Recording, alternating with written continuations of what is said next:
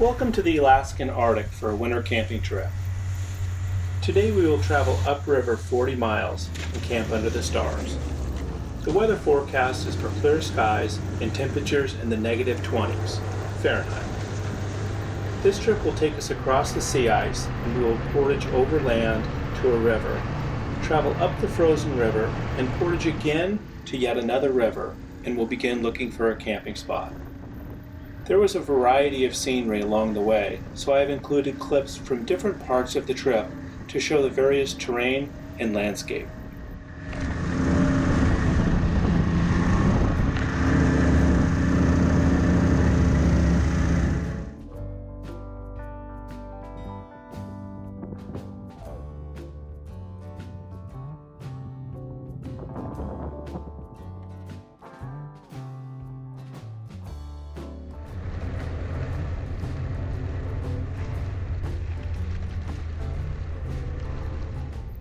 I always like traveling across land, but it's nice to pull down on the river ice where the going is smooth and fast.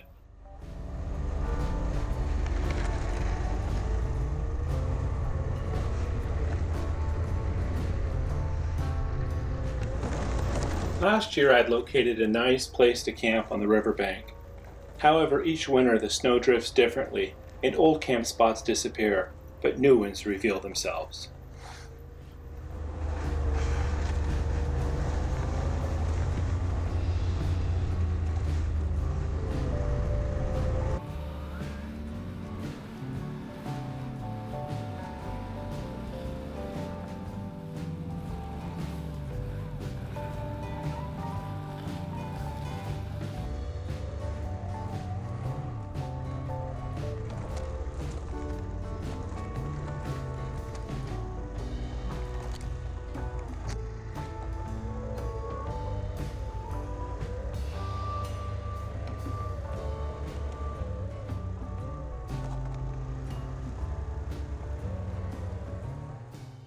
Oops! Driving through the brush has its hazards. Not only is my sled tipped over, but my snow machine is buried to the running boards. To fix this minor setback, I unhooked the sled from the snow machine, dug the snow machine out, tipped the sled back over as far as I could without unloading it, that would have been plan B, and packed a trail down so I might be able to pull the sled out.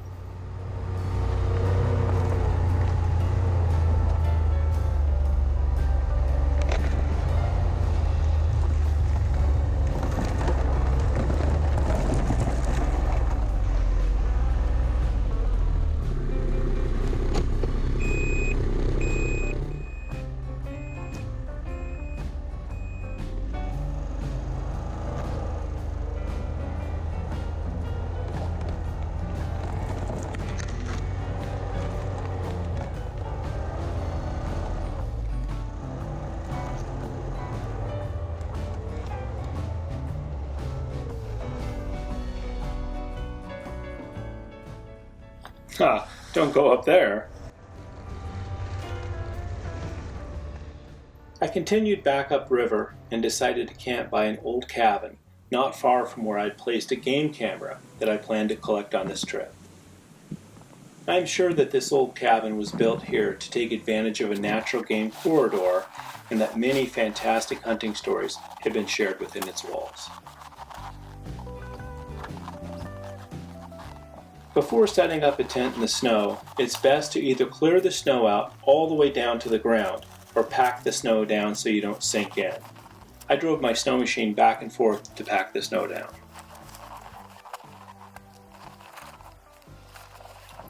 I use a heavy, rubberized ground cloth that's impervious to moisture, and it also helps disperse weight so I don't sink in with every step. When I set my tent up, I generally look for a location this level and will offer a clear view of either the setting sun or sunrise. Additionally, I like to face the door toward the setting sun or sunrise so that I can enjoy it without leaving the warmth of my tent. Perhaps this is lazy, but I like to think of it as being smart.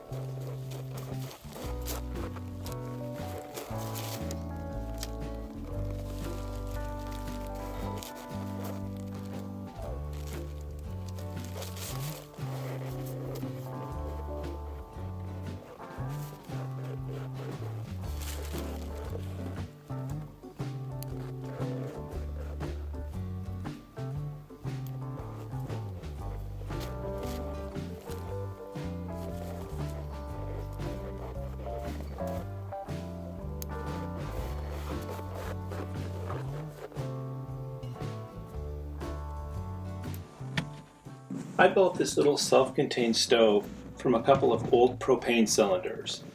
All the parts fit inside the stove for easy transportation, and the stove fits inside of a box.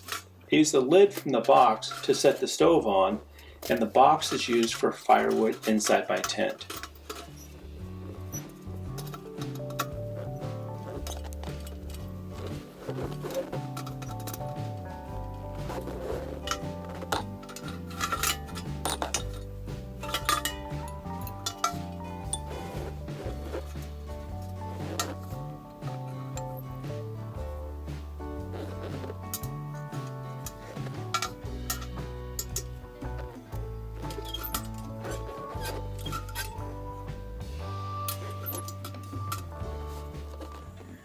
The legs on the stove have been beveled so they can be turned to level the stove.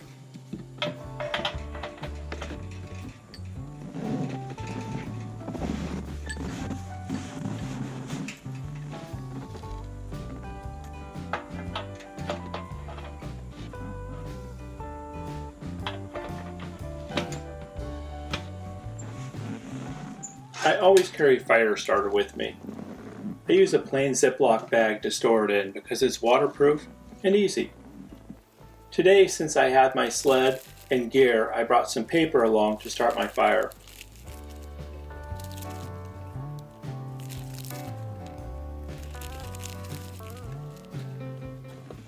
I'm burning my stove outside today before I put it in the tent because I have a new piece of stovepipe. All galvanized stovepipes are coated with zinc, which when heated to 1600 degrees vaporize, emitting toxic zinc fumes, so this should not be done inside your tent. You can watch the process as I'm setting up the tent.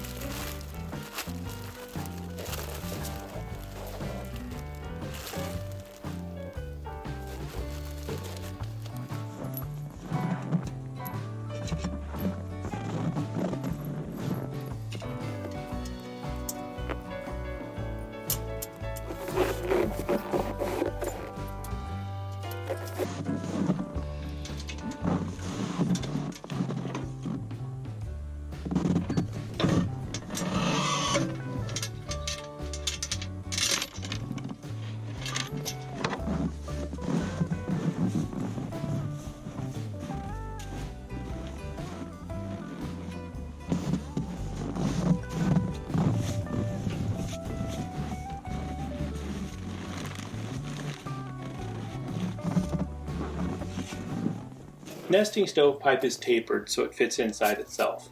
These 4 sections of pipe reduce from 4 inches to 3 and fit inside themselves for easy storage.